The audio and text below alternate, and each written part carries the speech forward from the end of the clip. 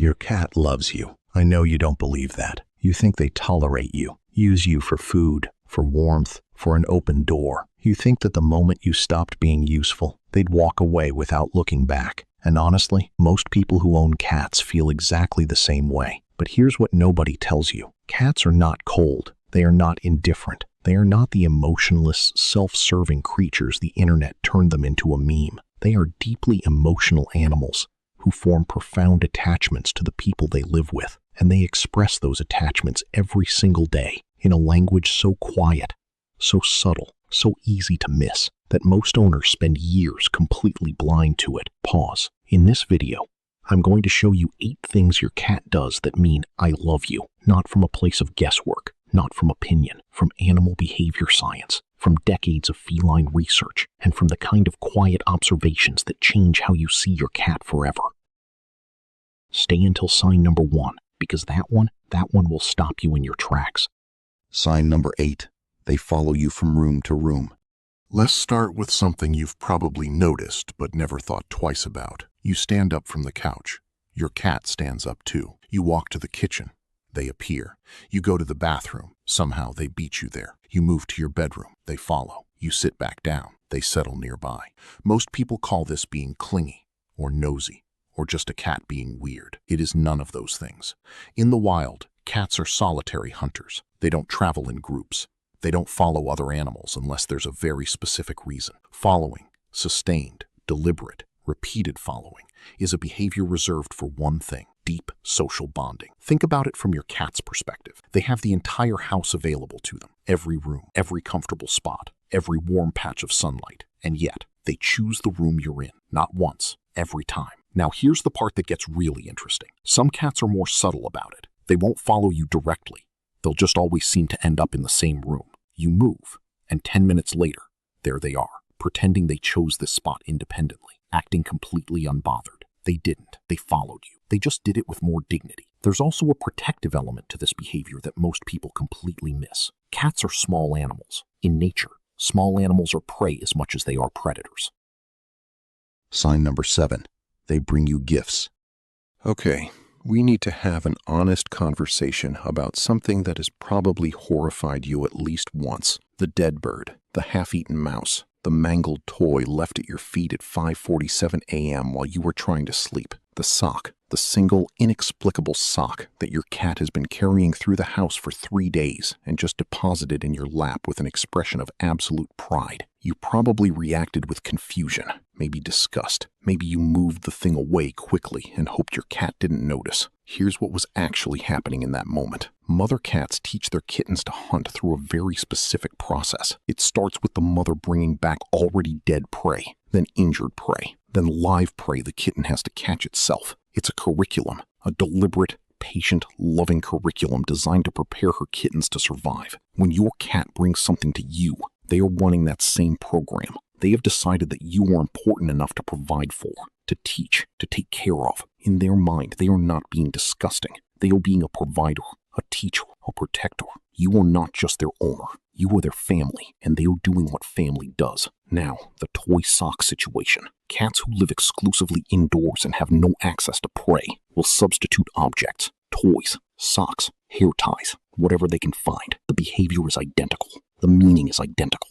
An indoor cat carrying your sock across the apartment and dropping it at your feet is doing exactly what their outdoor counterpart does with a mouse. They are providing for you. So the next time it happens, instead of recoiling. Sign number 6. They headbutt you, bunting.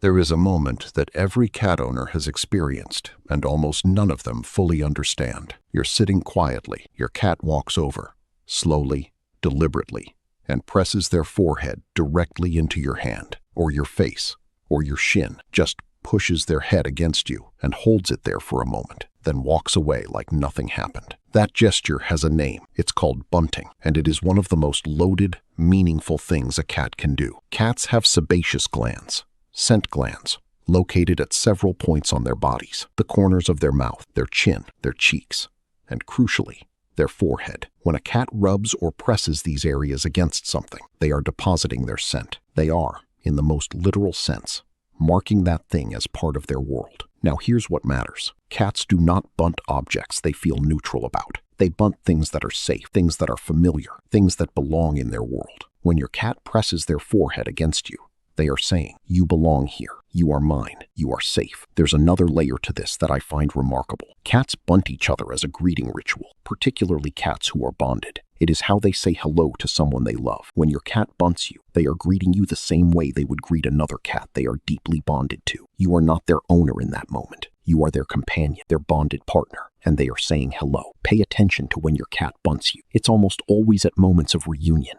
When you come home, when you wake up, when you return to a room after a while, they are greeting you every single time. Sign number 5. They expose their belly to you. I need to start this one with a warning, because this is the sign that has confused and injured more cat owners than any other. Your cat rolls over, shows you their belly, soft fur, fully exposed, looking almost impossibly comfortable and inviting. You reach down, you touch it, and suddenly there are teeth and claws involved. And you don't know what went wrong. Here's what went wrong. You misread the signal. A cat showing their belly is not an invitation for physical contact. It is a declaration of trust. Those are two completely different things. Understanding this distinction will change your entire relationship with your cat. The belly is the most anatomically vulnerable part of a cat's body. It's where the vital organs are. It's the area with the least natural protection. In the wild, exposing your belly means you are completely defenseless. No cat exposes their belly to anything they perceive as a threat, ever. When your cat rolls over in front of you and shows you that soft, vulnerable underside, they are telling you something that takes real courage to say. I feel so safe with you that I am willing to be completely undefended. I trust you with the most fragile part of me. That is not an invitation. That is a confession. Science note. Ethologists, scientists who study animal behavior, classify belly exposure in cats as an appeasement and trust gesture, not a solicitation for touch. The fact that most cats react negatively to belly touching is actually a separate reflex. The belly contains hair follicles that are extremely sensitive to stimulation, and the cat's defensive response kicks in automatically regardless of their feelings toward the person. It is not rejection. It is biology. So what do you do when your cat shows you their belly? You acknowledge it. You might speak softly to them. You might offer a slow blink, which we'll get to in a moment. What you don't do is immediately go for the belly. Respect the gesture for what it is, an expression of deep trust, and your cat will feel genuinely understood. Some cats, over time, will actually allow belly touching from their most trusted person, but this is earned, slowly, on their timeline. If your cat ever reaches that point with you, understand what you're holding. That is the full extension of their trust, the maximum. There is nothing more they can offer you. Sign number 4. They need you, making biscuits. Pause in, pause out, pause in, pause out. That slow, rhythmic, almost meditative motion that your cat does on your lap, your blanket, your stomach, your arm. The internet calls it making biscuits. Scientists call it kneading. And when you understand where it comes from, it becomes one of the most moving things your cat can do. Kneading begins in the first hours of a kitten's life. Newborn kittens knead their mother's belly while nursing. The motion stimulates milk production. It is the first purposeful physical action a cat ever performs, and it is performed in the context of the safest, warmest, most comfortable moment of their entire existence, pressed against their mother, being fed, being held, being kept alive. That association, kneading equals ultimate safety and comfort, gets wired into a cat's nervous system at the deepest possible level, and it stays there for life. When your adult cat needs you, they are not doing something random. They are not doing something cute for your entertainment. They are going back to that original place of complete peace, and they are doing it because you, your presence, your warmth, your smell, takes you there. You remind them of being completely safe, completely loved, at the very beginning of everything. There's something else worth noting. Some cats purr while kneading. Some have their eyes half closed. Some look almost drunk with contentment. This is not performance. Cats don't perform emotions. What you are seeing is an animal in a state of complete neurological relaxation. Sign number 3. They choose to sleep near you. Cats sleep between 12 and 16 hours every single day. Sleep is the dominant activity of their lives, and where they choose to sleep is one of the most honest things about them. Unlike humans, cats cannot rationalize their sleeping choices. They cannot decide to sleep somewhere out of politeness or habit or obligation. They sleep where their nervous system tells them they are safest. Full stop. A sleeping cat is a completely defenseless cat. No muscle tension, no heightened awareness, no ability to respond to threats quickly. Everything that keeps them alive in the wild is temporarily offline. The decision of where to put that vulnerable sleeping body is therefore one of the most primal, instinct-driven decisions a cat makes, and they keep choosing you. Whether it's directly on your chest, the most intimate choice, literally sleeping on top of your heartbeat, or curled at your feet, or pressed against your legs, or just nearby on the same couch. Every single one of those choices is your cat's nervous system voting for you as the safest place in their world. If your cat has never slept near you, don't take it personally. Some cats need more time. Some had difficult early experiences. Some are simply more independent by temperament. But if it happens, even once, even if they just settle on the far edge of the bed, know what that means. They trust you with their most vulnerable hours. Sign number 2, the slow blink.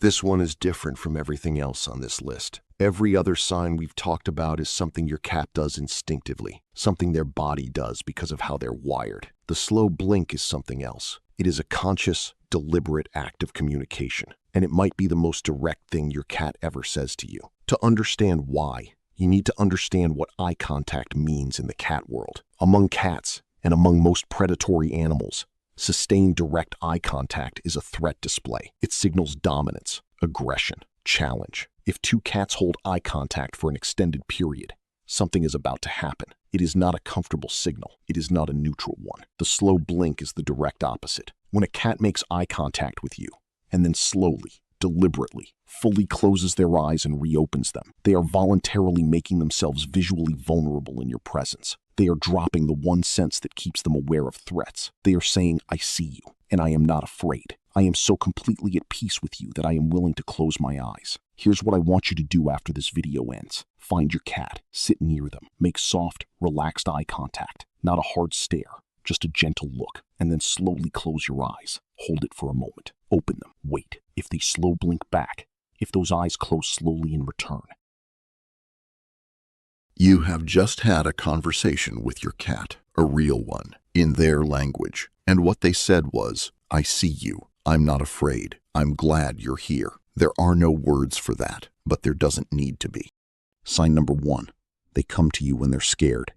This is the one. Everything else on this list is beautiful. Everything else tells you something real about how your cat feels about you. But this one is different. Because this one happens in the moment when your cat has no ability to perform, no instinct to look composed, no option to be the mysterious, self-contained creature they usually present to the world. This one happens when they're scared. Thunder, fireworks, a loud noise in the building, a stranger at the door, a sudden crash somewhere in the house. In that moment of fear, raw, unfiltered, animal fear, what does your cat do? If they run toward you, if they find you in the house, if they press against your legs or hide behind your body or jump into your arms, I need you to stop and let that sink in completely. There are dozens of places in your home to hide. Under the bed, inside a closet, behind the couch, inside a cabinet, anywhere small and enclosed and dark where a frightened animal can disappear. Your cat knows every single one of those places, and they came to you. Not because you're the closest exit, not because of habit, because in the most frightened moment of their day, when every survival instinct is screaming at them to find cover, to disappear, to become invisible, the answer their nervous system arrives at is you. You are not just their home. You are not just their food source. You are not a convenience or a comfort or a familiar smell. You are their safe place, their answer, their person. That is not instinct. That is not biology running a routine program. That is love, demonstrated in the only way that cannot be faked, in a moment of genuine fear, reaching for the one thing that makes the world feel safe again. And that thing is you. 8 signs. 8 quiet, daily, easily missed moments where your cat looks at you and says something they have no words for, following you from room to room, bringing you their most prized possessions, pressing their forehead against your hand, showing you the most vulnerable part of themselves, kneading you back to the safest place they've ever been, choosing to sleep beside you, closing their eyes slowly in your presence, running toward you when the world becomes too loud. Cats aren't cold. They aren't distant. They aren't indifferent. They are deeply feeling animals who love quietly, consistently, and without performance. They don't need you to understand their language to keep loving you. But now that you do, I hope you'll see them differently. I hope every slow blink lands the way it's meant to. I hope the next time they follow you to the kitchen, you feel it. Go find your cat. Watch them with everything you learned today, because I promise they've been saying it this whole time. If any of these signs surprised you, tell me in the comments which one hit the hardest. I read every single one. And if you have someone in your life who thinks their cat doesn't love them, send them this video, because they are wrong. And now you have the science to prove it. See you in the next one.